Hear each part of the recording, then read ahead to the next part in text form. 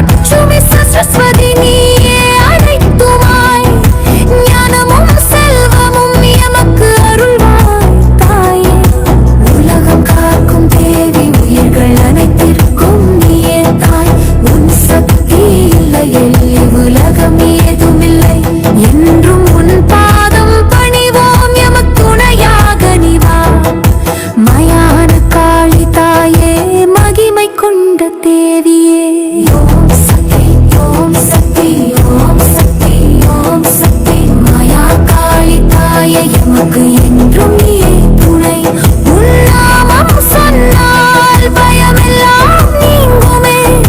சர்வமங்களம் தருவாய் சர்வ